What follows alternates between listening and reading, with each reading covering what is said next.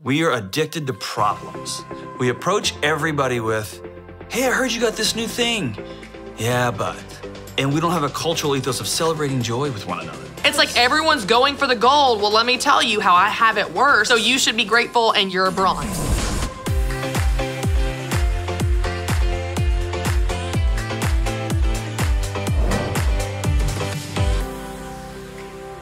Hey everyone, and welcome to the Christy Wright Show. I'm so excited because today we are actually talking about a tough issue. You know, I actually like those, believe it or not. We are talking about how you have permission to feel your feelings. Yeah, we're gonna get into it, I'll explain, and then I get to sit down with my good friend, fellow Ramsey Personality and Dr. John Delony, where we're gonna dig into this from a professional perspective, and I can't wait to hear what he has to say.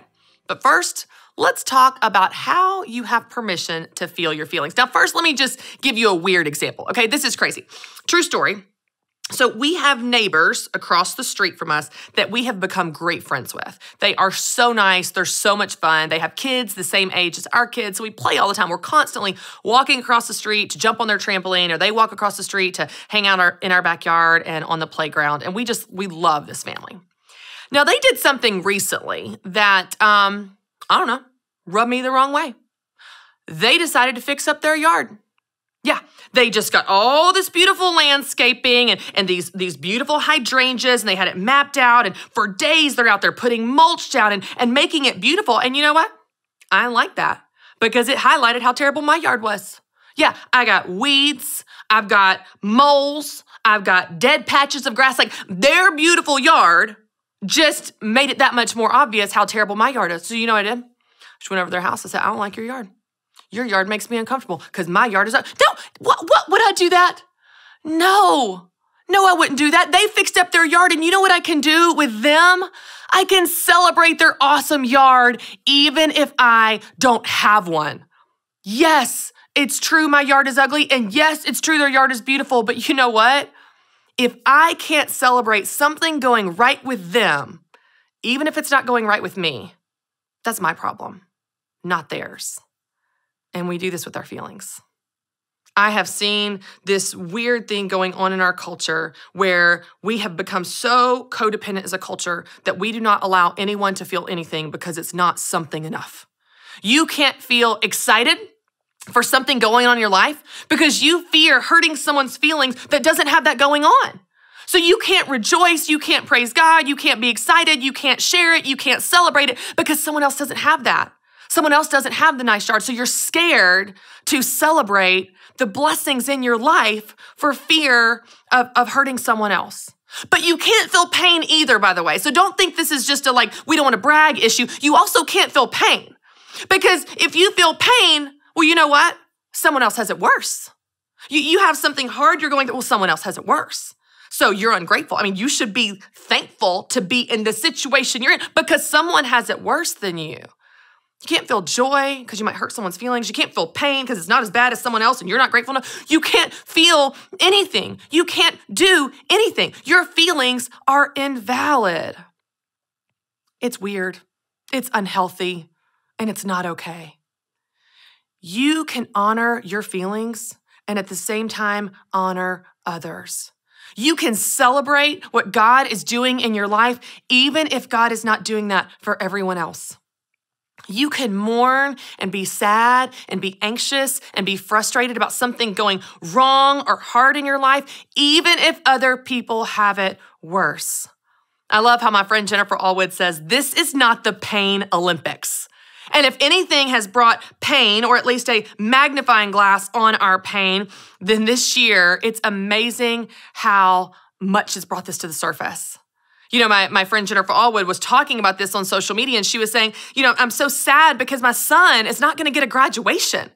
Her senior, he's not going to get a graduation this year. He didn't get one. And someone on social media responded, well, we have it way worse because my husband lost his job and we don't know how we're going to pay our bills. That's true. But it doesn't mean that Jennifer's pain is invalid. It doesn't mean that struggle's not real. It doesn't mean she's not allowed to be sad about her son's graduation because someone has it worse. You can honor other people's feelings and at the same time honor your own. This is not the pain Olympics. Our tendency to compare our pain, to have this comparison game of who has it worse and who's struggling the most is really doing a disservice to everyone.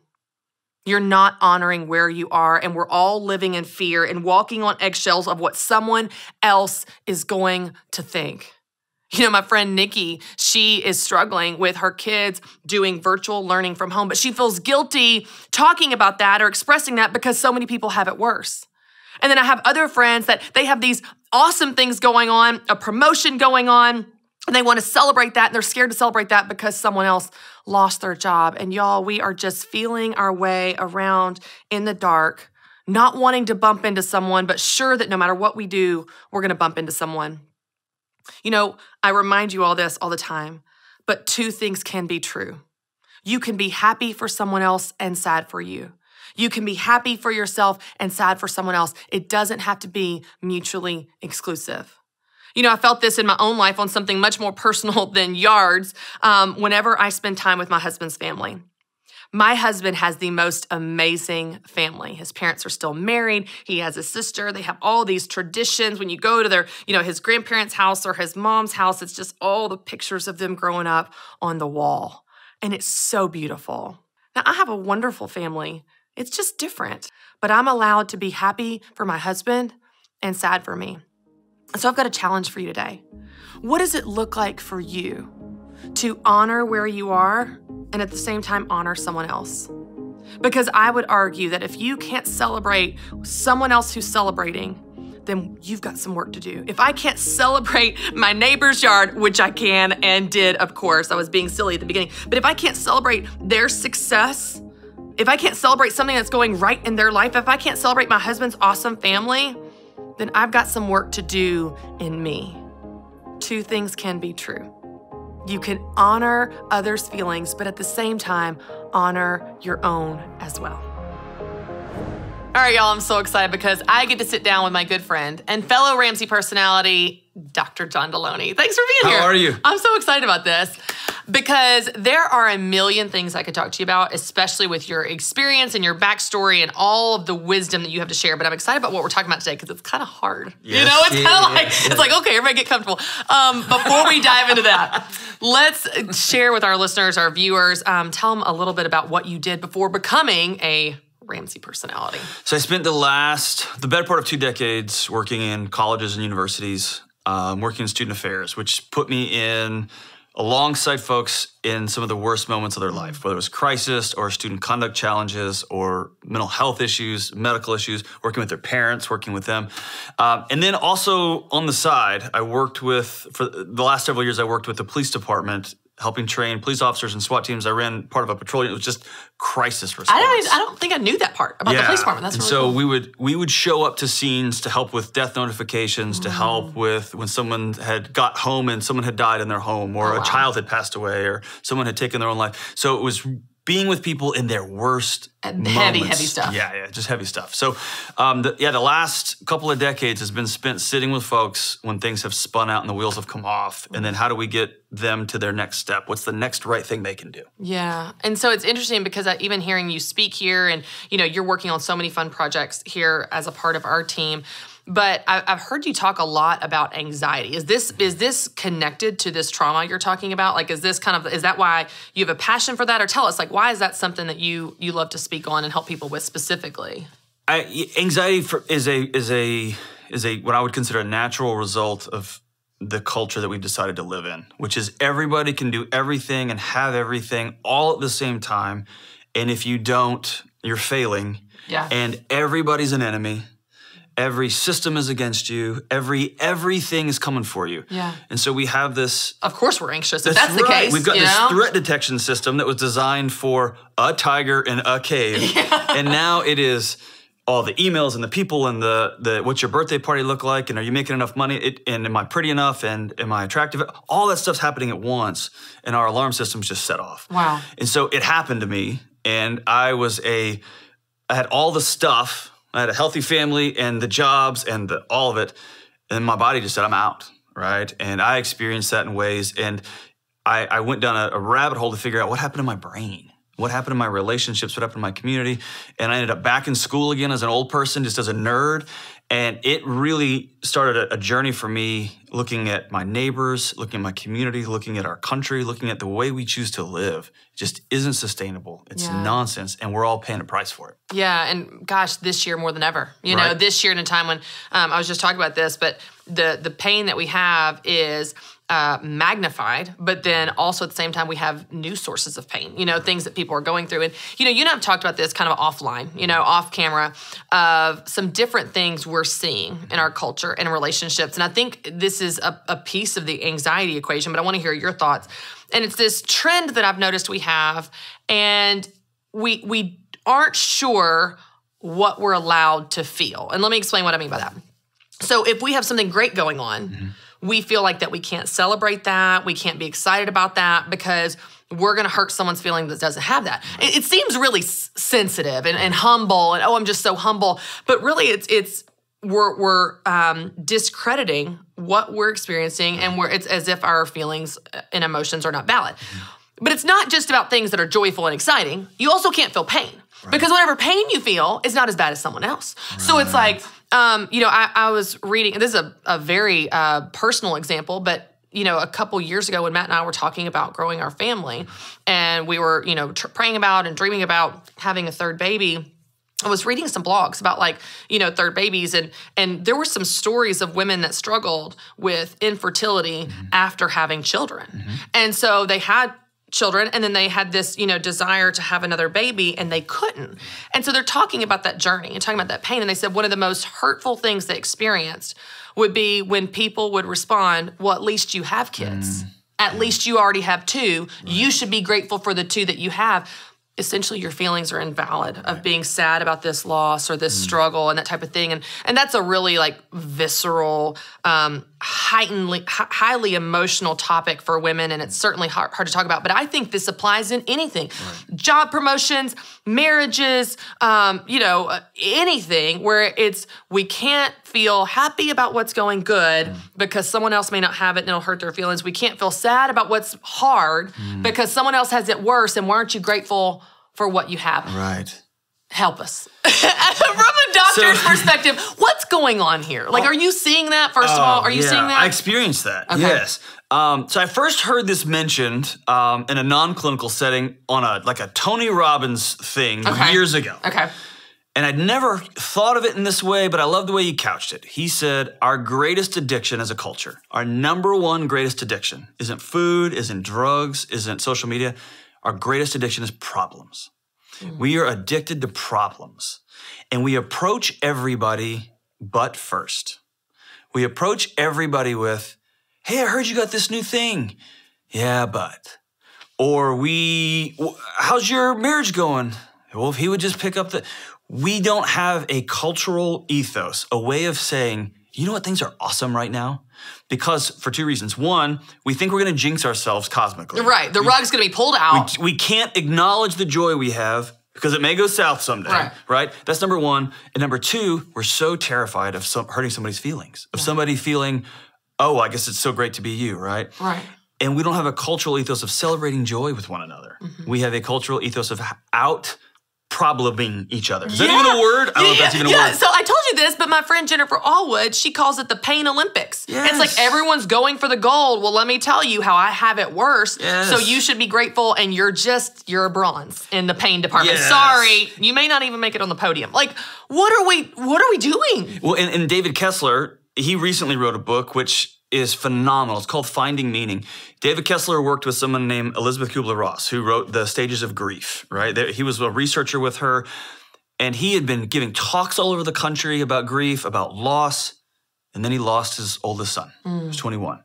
And the book starts with him saying, I wish I could go back to every parent who lost a kid that I had talked to because I didn't get it. Now I get it. In that book, he talks about comparative grief, that we are in some sort of competition with everybody. And that destroys marriages, that destroys friendships, it destroys communities, churches, it destroys everything when we get into this, well, you should be over it by now. Right. Or why aren't you sadder about this? Or it must be great being you. And we just cannot live in I'm so excited for you, man. Yeah. Right? because we're so insecure with the world that we've created for ourselves. Yeah, and I think there's a real element too of someone else's success or blessing highlights what we don't have, and so we're faced with it in a new way. You know, someone.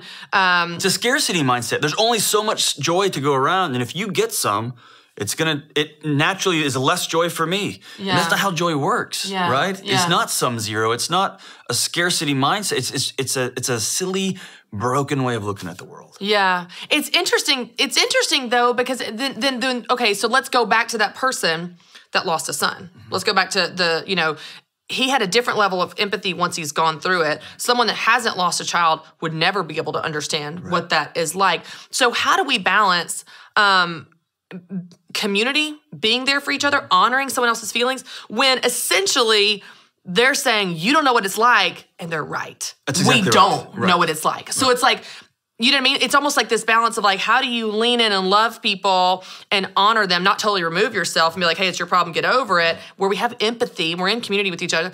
But we understand if you haven't walked in those shoes, which many people haven't when they're in a relationship with someone else that's going through something different, how do you don't have the credibility to know what it's like. So like, how do you help people relationally work through that? I think you're hitting on something that is another challenge that we all face. And that is we think that we can only help people by doing something at them or giving them more information. Okay. And so the way I like to talk about helping people heal is you can shove information in the front part of your brain in your frontal lobe, or you can sit with people. You can just be with people. They're not a problem to be solved. Back to the whole problem addiction. They are not a problem to be solved. People are not puzzles to figure out. They are beings to be with. And I've heard story after story. I've shown up in the middle of the night with a mom who just lost her son, whose son had just taken his life in the next room. There's nothing I can tell her. Right. There's nothing I can bring her. Like, muffins aren't going to make this go away. Right. The thing I can offer her in that moment is just to be with her. Just to hug and let her nearly squeeze my life out of me, right? And then the next week, I can show up again. And that's when a church community can come alongside somebody, not with a bunch of new verses that make all the pain go away, not with you know what you should be doing, right? But we're just going to show up and sit with you. Yeah. We're going to sit on your porch with you. We're going to sit in your living room, and we're just going to sit by you. And there's something about presence. There's something about Jesus showing up at the well. He showed up at the well first, which violated the social constructs. Then he offered her some water. Then he said, I see you. Then he gave her information in that order. That's good. And presence is the most important thing. We just don't have a cultural ethos for sitting with people in pain. It's uncomfortable for us, and we've made discomfort a pathology. We've made discomfort something to do away with at all costs. Yeah. Get away with the wrinkles, get away with jeans that don't fit, get away with everything. Yeah. Anything uncomfortable, get away with it. And we've got to learn to just enter into people's pains, not with more advice, more to-dos, just with ourselves and just being there. And in our broken world, pain is such a reality that I think if we don't have a framework for dealing with it, not just in our own life, but also coming alongside people that have pain different than you and worse than you in some cases, then we're just, the way that I describe it is we're kind of fumbling around in the dark. We're not sure what to do or how to operate it. And I think it creates an awkwardness where we're not sure not only how to interact, but even how to deal with our own experiences, joy or pain, because we're so scared of how it's going to affect someone else or what they're going to think. Let's talk about the community aspect of it. You said something on stage, I think it was at Entree Leadership Summit, and we were actually talking about racial diversity in the context of this panel. But you said something I thought was so brilliant. You said when any human walks in a room, they scan their environment and they're looking, do I belong? Now, the context of y'all's conversation was race. But I think that in light of what we're talking about, there is something powerful of being in connection with people that have gone through what you've gone through. Women that have gone through divorce, to sit together and go, oh, we feel that pain. Women that have lost a child, we feel that pain. So talk to us a little bit about, like, what does it look like to seek out community and connection with people that have gone through your specific type of pain? Of course, it's not your exact story, but just the power of that, because that almost feels like it fills something in us that no one else could unless they've been through it. What is that, from a doctor's perspective, like kind of talk us through that? At the end of the day, the only thing that matters is your relationships. They've done study after study with counselors. And Doesn't matter what modality you use. A modality is just a nerd world for the way you approach a client, whether it's cognitive behavioral or psychoanalytic or whatever it happens to be. The most important thing for somebody's mental health, them getting well, is the relationship with a counselor. That's it, right? How well do they sync? And that permeates every bit of our culture, right? When we get hurt, when we get scared, when we feel disconnected, the thing that most of us do is we lean back even further. We withdraw, we pull back. When that husband snaps at his wife, she either takes a swing at him or she pulls back. That husband who feels like he just got dissed by his wife, for whatever reason, he just withdraws, right? And goes back to the golf game, goes back to the garage and just pulls back.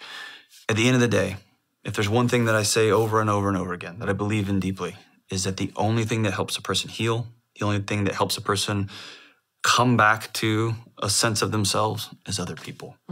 And often when we're hurt, that's the last thing we want to do, is to reach out and say, I need help. Yeah. That's we just don't have a culture of vulnerability either, right? I feel like I'm bagging on the culture, man, but No, we don't have a psychology for vulnerability, Yeah. right? We don't have a psychology for, hey, can you help out? Like I need some support. Because we don't bother anybody. We don't burden somebody. I should be able to be over this by now. It's been 4 weeks since my miscarriage. I should have moved on by now, and I can't get out of bed, right? Yeah. Or it's been 3 weeks since she broke up with me. I should be fine by now.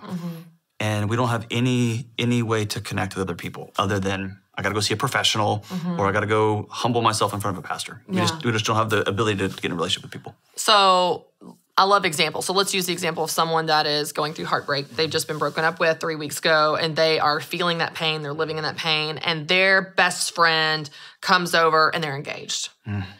That scenario is, I feel like, what you talk about the culture, but I think we don't know how to operate. Right. How can I, in the midst of my pain, celebrate my friend that I should be excited about, I want to be excited about, they're excited. Like I see this, and it's not just a female issue, but man, I see it so often with women, specifically around marriage, kids, desires being fulfilled for some and not others, or some and in a different way for others, or some and in a different timeline for others. How can we, like give me a counseling session here to help, especially the women I work with. How can we celebrate each other, and even when we're feeling something different, and that goes both ways, pain or joy, how do we walk through that well? That's a big one. I think ultimately this is a reductionist answer, but you have to choose. And I think waiting until those moments crop up to then be overwhelmed with feeling and emotion and try to act right, try to act holy, try to be a great friend in those moments, it's too late.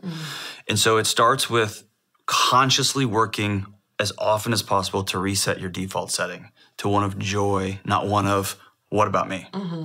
And when you can stop with the what about me, stop with the why not me, and change your default setting to one of joy, one of congratulatory, one of, I'm so excited for you. You walk lighter, you take bricks out of your backpack that you didn't even know you were carrying, right? It just changes the way you are, but you have to practice it. And one of the things we don't talk about feelings and emotions is that we have a lot more say over them than we think we do. And we tend to be controlled by them. They tend to drive our car down the highway.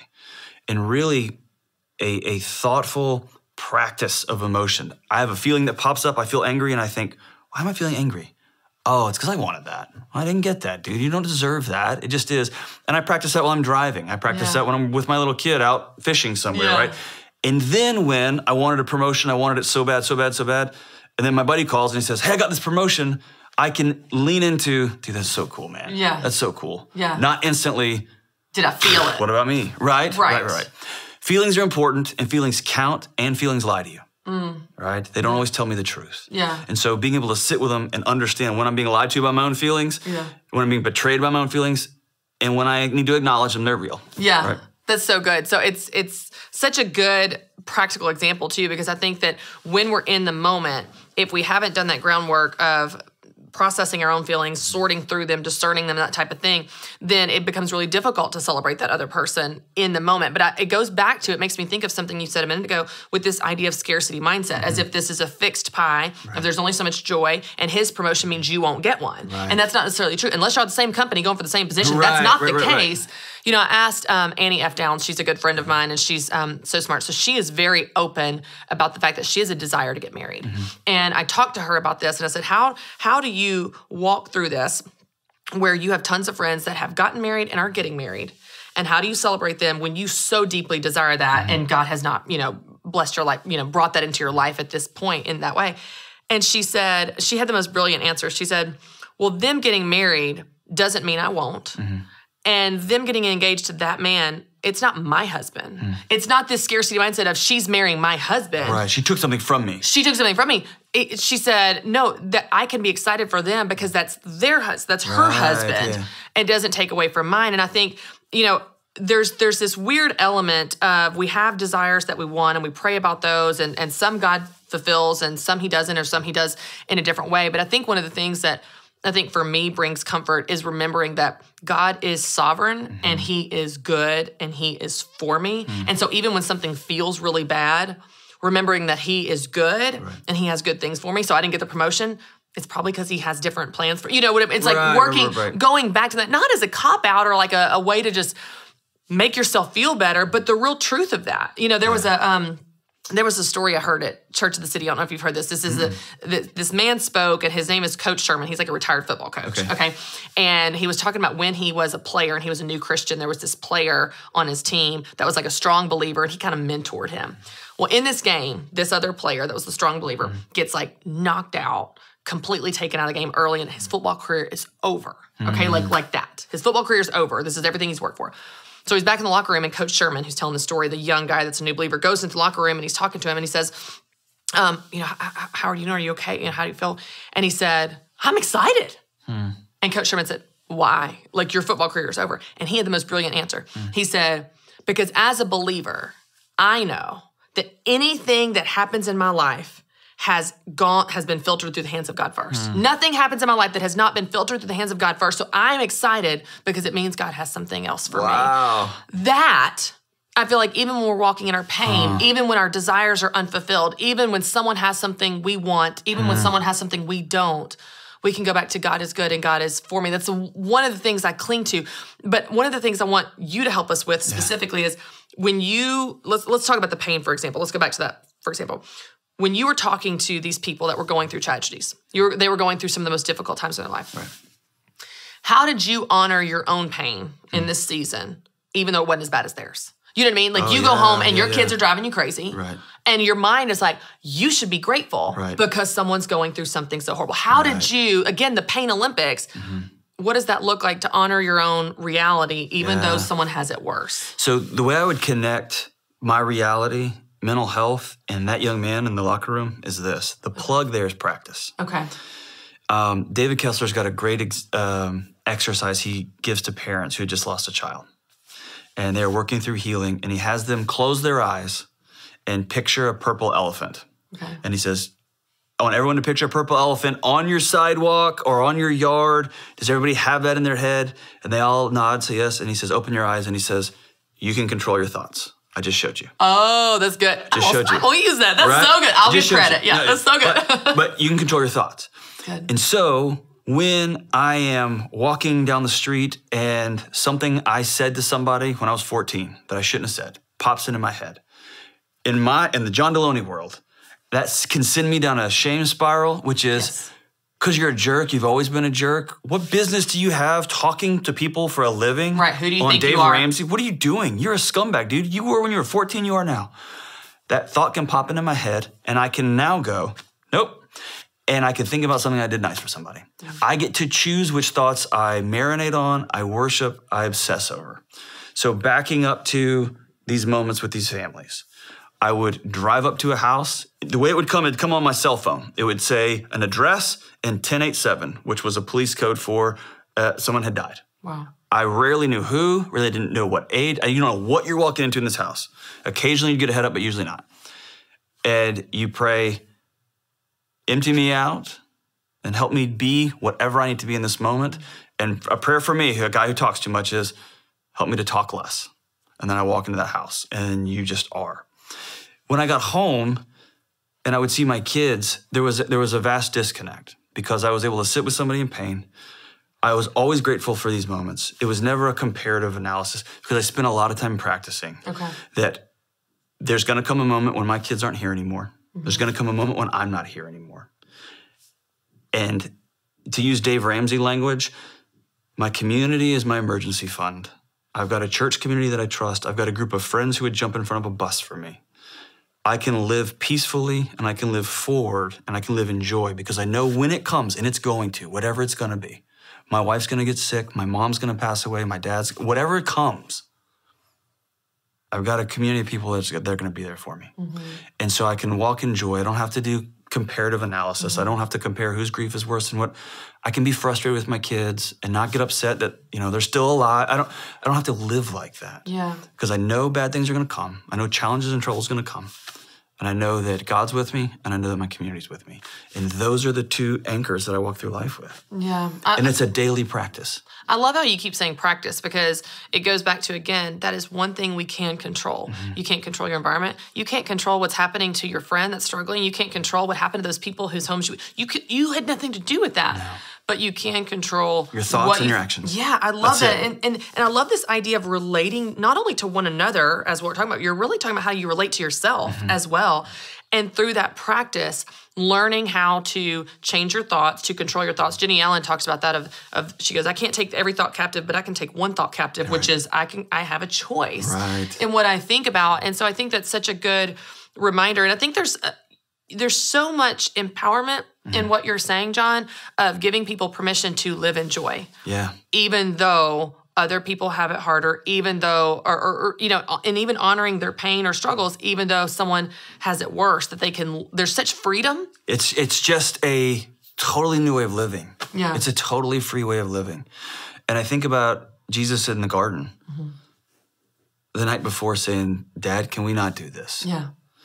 And there was this human moment of, I'm about to take it all on. And there wasn't this, and you're letting Peter off with it was, he didn't have it that bad. This is what's being asked of me. Yeah. This is where I'm at. Yeah. And so I'm going to walk down this road because I trust you. Yeah. Right. Yeah. And that was practiced all through his life. Yeah. Of just showing up and just showing up and just showing up and just being with people. Yeah. Right. Yeah. I think there's something so, like I said, freeing about this because I think it gives you, it's almost what you're talking about is an opportunity to kind of hold your life with open hands and say, my hope is not in my circumstances. My hope is not in a spouse, though that's great. My hope is not in children, though that's great. My hope is in God. And so when you hold your life with open hands, there's this, really this peace that comes with He is for you. He is putting in your life what He wants in your life and taking out what He wants taken out. And while we don't understand it, while many times it doesn't feel good, it does give you this sense of peace in being right where you are. Like I am right where God has me. For someone who is listening right now and their life is going awesome and they are blessed with an awesome promotion and an awesome spouse and awesome kids and they don't have any health scares and nothing's going wrong, it gives them permission to not feel guilty for that. They don't have to feel bad. They don't have to feel guilty for things that are going good. And then the person who is lonely and struggling and their desires are unfulfilled and they have health scares, it gives them permission to feel that pain and honor that pain and not feel like, well, I should just talk myself out of it or someone has it worse or whatever. I just think I just love the freedom in your words of feel your feelings. Yeah. And I often tell people, sit in them, don't bathe in them. Oh, that's good. Sit in them, acknowledge them. Today sucks. I lost my job. 3 months ago, I still don't have work.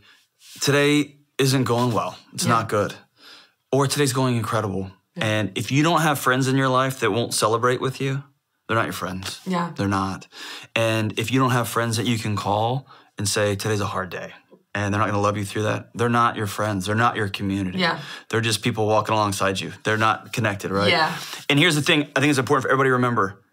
The price of admission for love is pain. You cannot love and not go all in. And when you go all in, that means you're going to experience loss. You're going to experience hurt. There's something intellectually freeing and spiritually freeing about knowing I'm going to experience loss with my wife. Right? It's going to happen. One of us is going to go first, right? Yeah.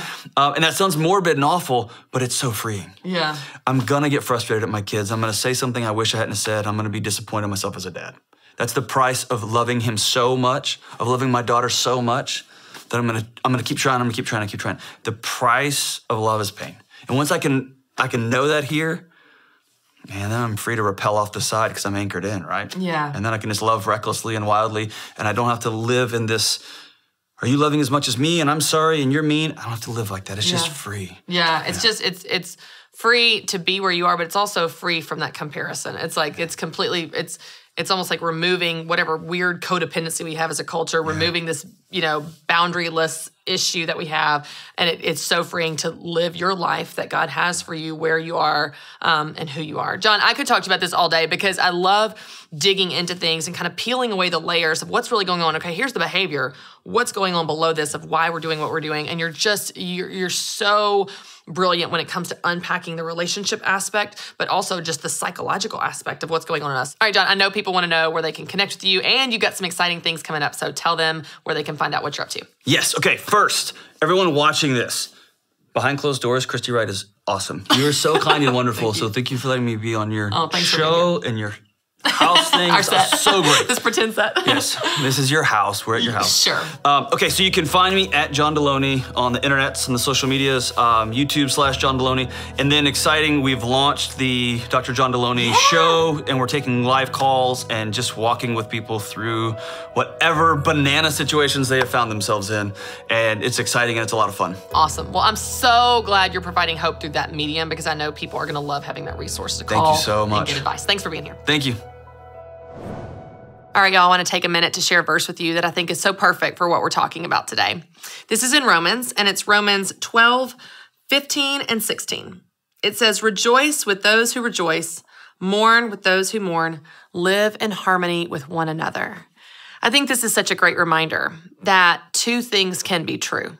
We live in this world that is so polarizing, and everything is in extremes. And if you're pro this, you're anti this, and it becomes really difficult to not only honor where you are in your life and your feelings, but also honor others. We want them to be mutually exclusive. It's one or the other. It's me or you, and everything is a competition. But this says no. Live in harmony with one another.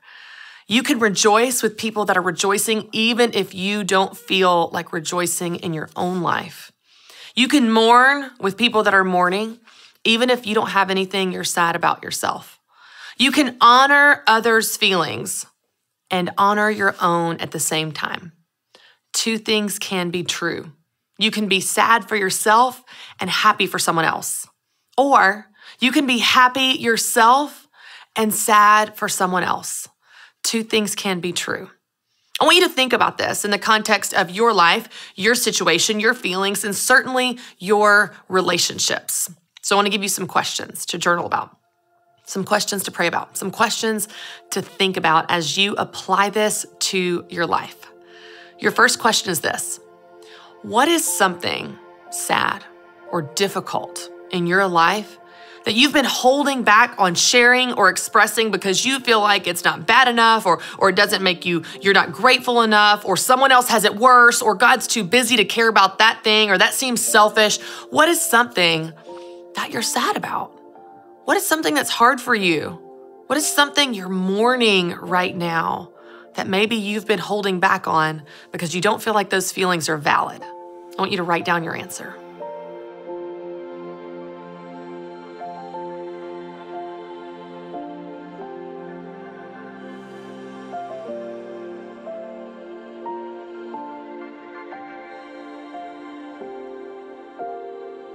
All right, your second question is, what is something awesome in your life? What is something great in your life? What is something you're so excited about, but you're scared to share?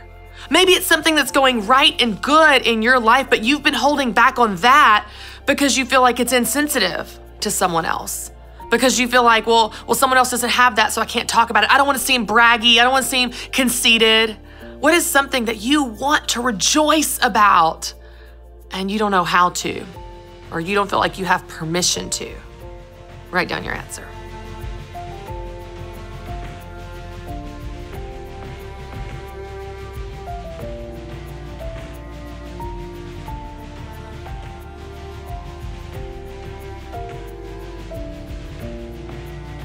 All right, your third question is this.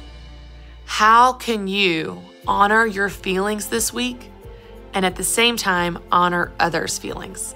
How can you rejoice with those that are rejoicing and mourn with those that are mourning and at the same time honor your own feelings in your life right now? Write down your answer.